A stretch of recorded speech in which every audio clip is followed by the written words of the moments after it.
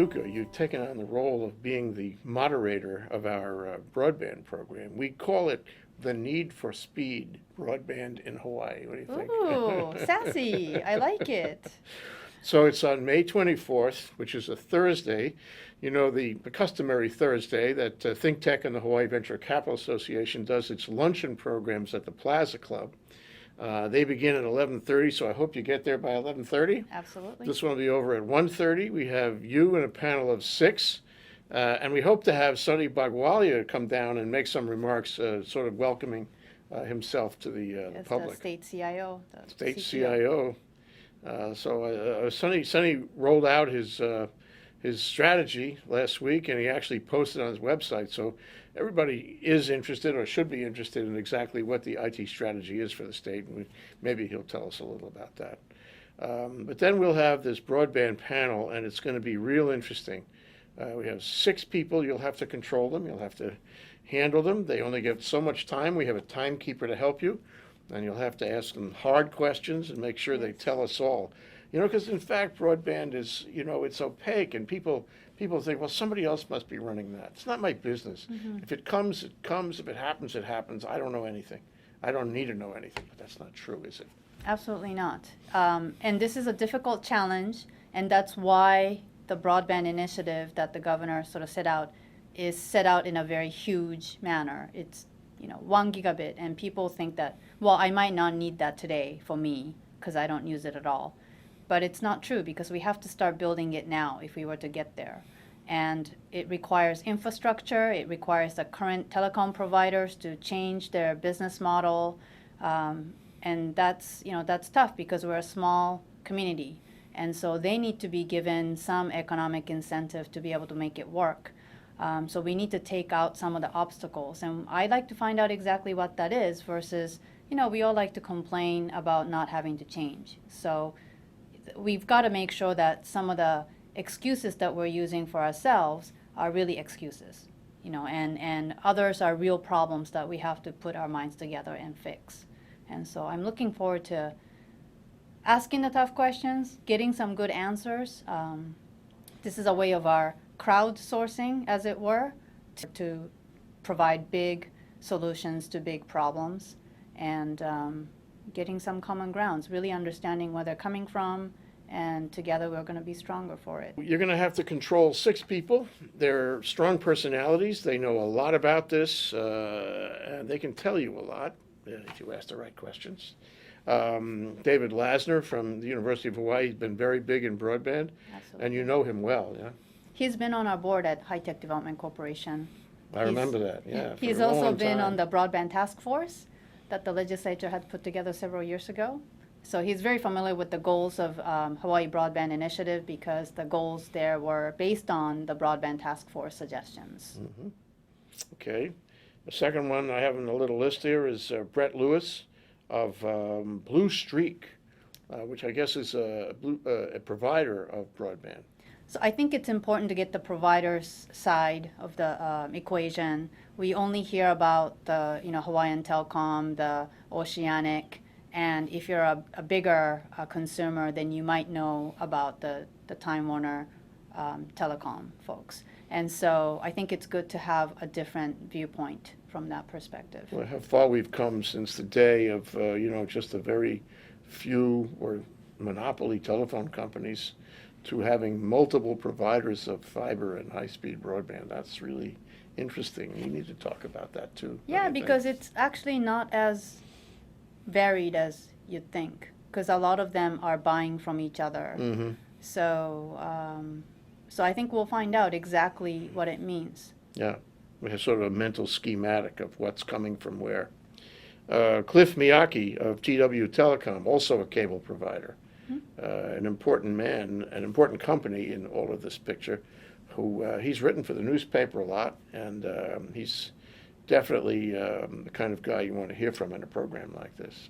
And Vic, he's the kind of person who understands that the demand, if the demand goes up, even if it's not a direct demand to him, that his business will go up as well. So he's very interested in getting broadband adoption going, not just infrastructure building, but investing in partnering with cloud computing servers, providers, and others. So I think he'll be a great addition to the panel.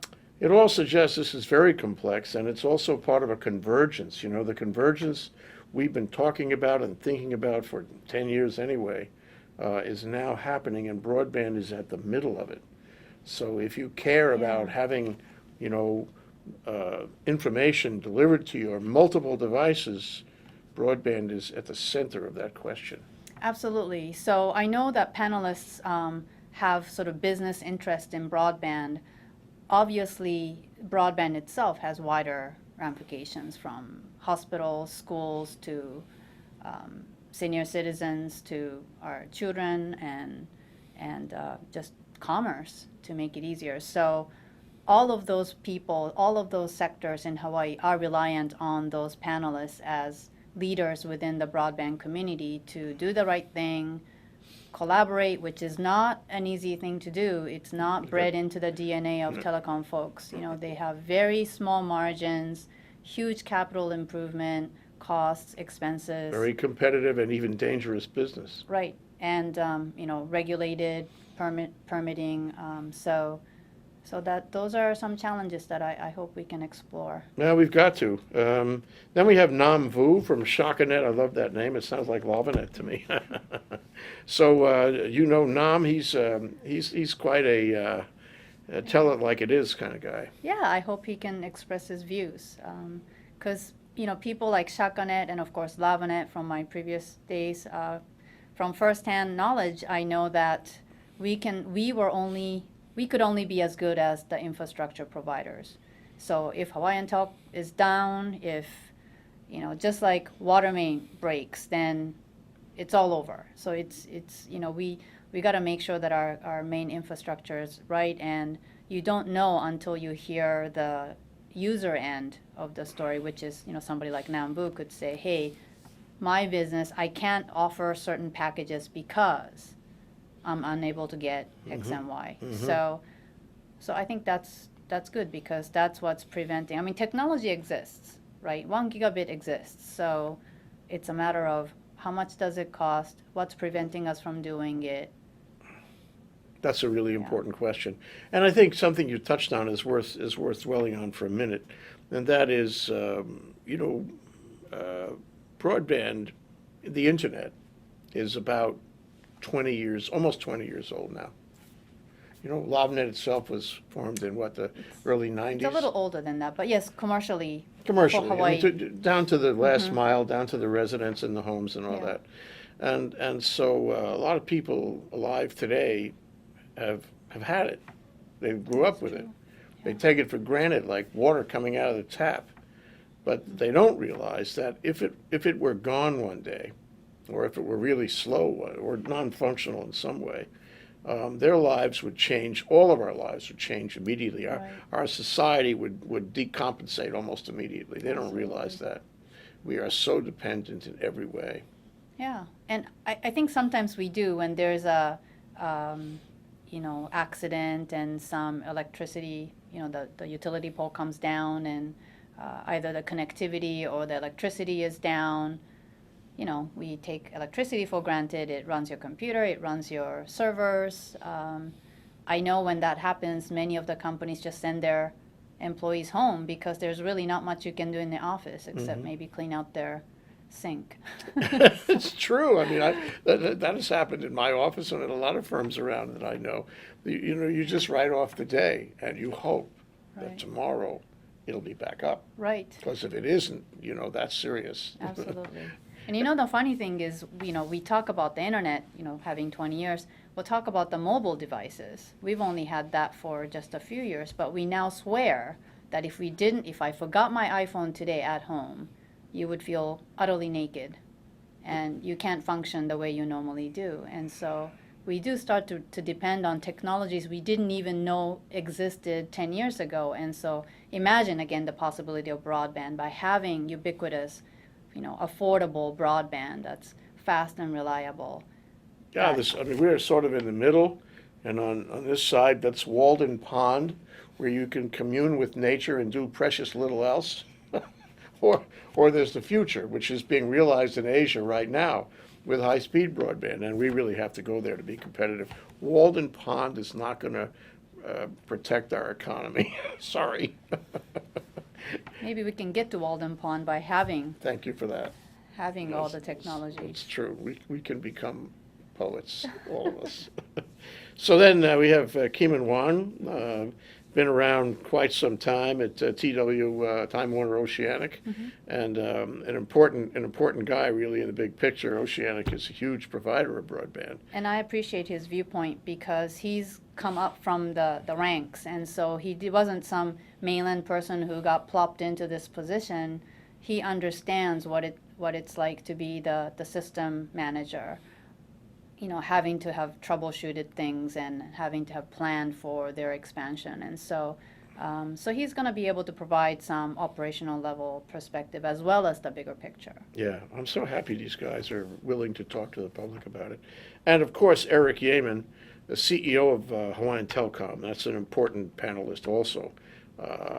He has a huge effect on how things go, doesn't he? Absolutely, and having to, turn around that company from bankruptcy to now, I'm sure all of us are looking to his leadership to make sure that they don't just survive that, but to be able to leapfrog that, because it is our pure infrastructure, and a lot of people think of Hawaiian Telecom as their landline provider, and that's sort of, going away. But what people don't realize is that they have infrastructure beyond that, and so a lot of the other telecom providers are buying from Hawaiian Telecom, and so it's important for Hawaiian Telecom, I would assume, to have more broadband providers and more prolific business folks buying trunk lines from Hawaiian Telecom. So this might be a way to really turn around that company. And to turn around everything, really, because of the waterfall effect that you described. So, people think, well, this is a technical discussion about how you connect broadband and gigabits and megabits and whatnot, but actually, this is a discussion of government, of technology, of industry, of the public in their homes. I can't think of what it doesn't touch. It touches our entire daily society. Right. And we really have to, and I understand the initiative you're involved in.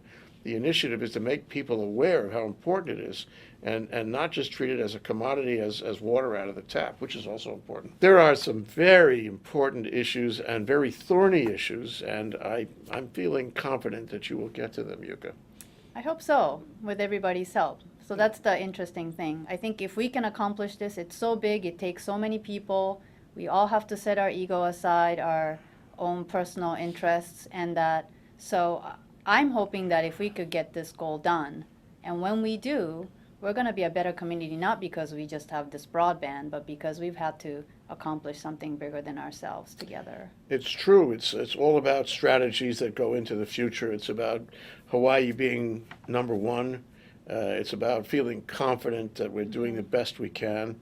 And it's also about feeling that we're part of a global society and not falling behind.